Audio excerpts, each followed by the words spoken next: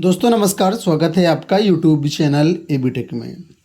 आज है 18 जनवरी 2025 और जान लेते हैं आज की महत्वपूर्ण खबरें जो आज के प्रमुख समाचार पत्रों पर छाई हुई हैं और आप लोगों के लिए बहुत ही इम्पोर्टेंट है।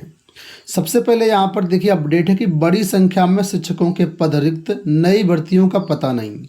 कल के न्यूज़पेपर में आपने देखा होगा कि प्राइमरी यानी कि प्राथमिक व माध्यमिक में 38,000 पदों पर भर्तियों की बात कही गई थी। उसके बाद आज यहाँ पर ये अपडेट आई कि संख्या तो रिक्त है लेकिन नई भर्तियों का अभी कोई अता पता नहीं है। अब इस खबर को डिटेल से देख लेते हैं।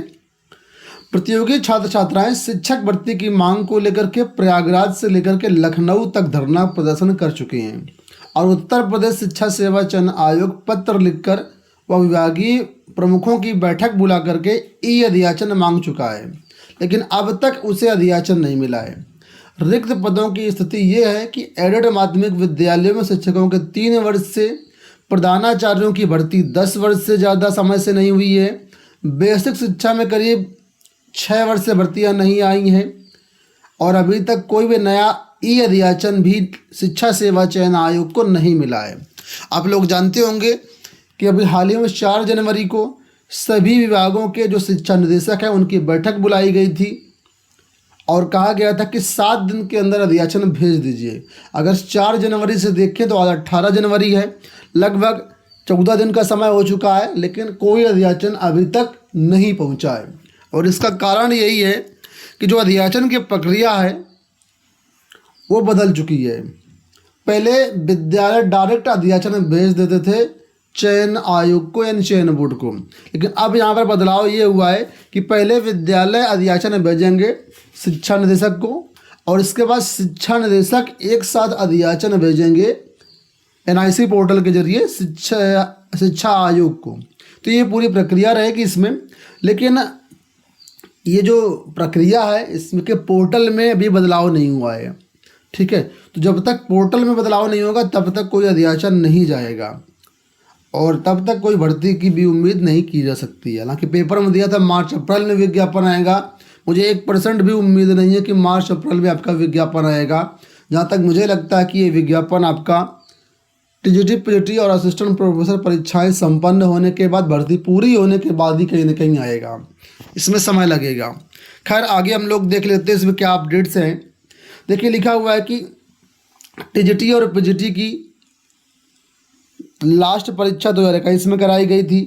इसके बाद 2022 में विज्ञापन तो जारी किया गया 4,163 पदों पर, लेकिन अभी तक भर्ती नहीं हो पाई। करीब 30,000 से ज़्यादा माध्यमिक शिक्षा विभाग में रिक्त हैं। इसके साथ ही आपको बता दें अटल आवासीय विद्यालयों में भी भर्तियां होनी है। ठीक है, यहाँ पर भी पद रिक्त हैं।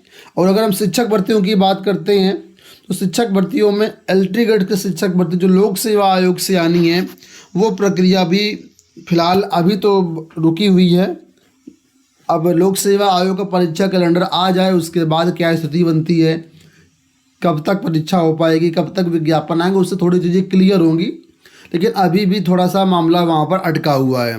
ठीक है, तो पोर्टल को लेकर के यहाँ पर अभी कुछ समस्याएं हैं नए शिक्षा सेवा आयोग में, इसी वजह से अध्याचन नहीं पहुँच रहे हैं। और पहले पोर्टल संशोधन होगा, उसके बाद जब अध्याचन पहुंच जाएंगे उसके बाद लोग जो शिक्षा सेवा चयन आयोग है वो अपना परीक्षा कैलेंडर जारी करेगा। हालांकि जो उम्मीद जताई जा रही है कि जल्द ही शिक्षा निदेशकों की एक और बैठक बुलाए जाने के लिए और वर्तमान में क्या प्रगति हुई उसकी स्थिति जानने के लिए शिक्षा आयोग जल्द ही बैठक बुला सकता है। चलिए लोक सेवा आयोग के परीक्षा कैलेंडर की बात कर लेते हैं। तो केंद्रों की संख्या से परीक्षाओं का प्रारूप और कैलेंडर होगा तय। लोक सेवा आयोग की ओर से आयोजित होने वाली प्रारंभिक परीक्षाओं का प्रारूप व परीक्षा कैलेंडर केंद्रों की संख्या के आधार पर तय होगा। यही वजह है कि आयोग ने प्रदेश के सभी जिलाधिकारियों से केंद्रों की संख्या की जानकारी मांगी है। साथ ही केंद्र निर्धारण के लिए सहमति पत्र प्रारूप का भी जारी किया है। केंद्र सहमति के बाद ये स्पष्ट होगा कि आयोग को भविष्य में परीक्षाएं कराने के लिए अधिकतम कितने केंद्र मिल सकते हैं। जून 2024 में जारी गाइडलाइन में केंद्र की इतनी सख्त प्रक्रिया थी कि पीसीएस और आरओ की परीक्षा 2 दिन में कराने का निर्णय लिया, क्योंकि केंद्र ही नहीं मिल पा रहे थे। 10 किलोमीटर की दूरी का दायरा था, अब इस दूरी को बढ़ा करके 25 किलोमीटर किया गया है। तो फिलहाल परीक्षा कैलेंडर के लिए थोड़ा सा इंतजार करना पड़ेगा, उसके बाद ही ये परीक्षा कैलेंडर जारी होगा। छात्रवृत्ति के लिए 30 जनवरी तक करना होगा आवेदन। पिछड़ा वर्ग कल्याण एवं दिव्यांग जन सशक्तिकरण राज्य मंत्री नरेंद्र कश्यप ने बताया कि अन्य पिछड़ा वर्ग के छात्र 30 जनवरी तक छात्रवृत्ति के लिए आवेदन कर सकेंगे। छात्रों के खातों में 25 फरवरी तक राशि भेज दी जाएगी। उन्होंने बताया कि 20 जनवरी तक मास्टर डाटा को सत्यापित कर लॉक किया जाएगा। इसके बाद 22 जनवरी 2025 तक विश्वविद्यालय और एफिलिएटिंग एजेंसी व DIOS की ओर से छात्रों की फीस और अन्य विवरणों का सत्यापन किया जाएगा। 25 जनवरी तक पिछड़ा वर्ग कल्याण अधिकारी स्तर पर मास्टर डाटा और फीस की जांच पूरी की जाएगी। इसके बाद जो है 30 जनवरी तक आवेदन छात्रों को करना होगा। 10 से 15 फरवरी तक यहाँ पर जो है 25 फरवरी तक खातों में पैसा पहुँच जाएगा। यूपी बोर्ड परीक्षाओं को लेकर के अपडेट की परीक्षा केंद्रों में प्रश्न पत्र पहुंचने से 3 दिन पहले स्थापित हो जाएंगे स्ट्रांग रूम। 12 से 16 फरवरी तक प्रदेश के सभी 75 जिलों में पहुंचा दिए जाएंगे प्रश्न पत्र। तो यूपी बोर्ड की परीक्षाएं आप लोग जानते होंगे 24 फरवरी से होनी है और परीक्षा केंद्रों पर जो आपके पेपर हैं 12 से 16 फरवरी के बीच पहुँच जाएंगे। 3 दिन पहले स्ट्रांग रूम स्थापित कर दिया जाएगा। ऑनलाइन सब लाइव कैमरे सब जुड़ जाएंगे और पूरी व्यवस्था यहाँ पर रहेगी। बिहार में शिक्षक भर्तियों को लेकर के लगातार अपडेट्स आ रही हैं। कल भी जो बिहार के उप मुख्यमंत्री हैं सम्राट चौधरी, उनकी तरफ से एक पत्र जारी किया गया या कहें ट्वीट किया गया, जिसमें उन्होंने साफ तौर पर बताया कि 80,000 शिक्षकों की भर्ती 14 चरण में होगी। उसी के बारे में यहाँ पर सूचना है कि उप मुख्यमंत्री सम्राट चौधरी ने कहा कि बिहार में जल्द ही चौथे चरण के तहत 80,000 शिक्षकों की बहाली होगी। राज्य सरकार की ओर से इस बाबत आवश्यक प्रक्रिया शुरू कर दी गई है। उप मुख्यमंत्री ने शुक्रवार को सोशल मीडिया एक्स पर यह जानकारी दी। उन्होंने कहा कि बिहार में फिर से 80,000 शिक्षकों की बहाली होगी। युवा मन लगा करके पढ़ें। एनडीए सरकार भरपूर बहाली कर रही है। शिक्षक भर्ती की नई सौगात एनडीए सरकार ला रही है।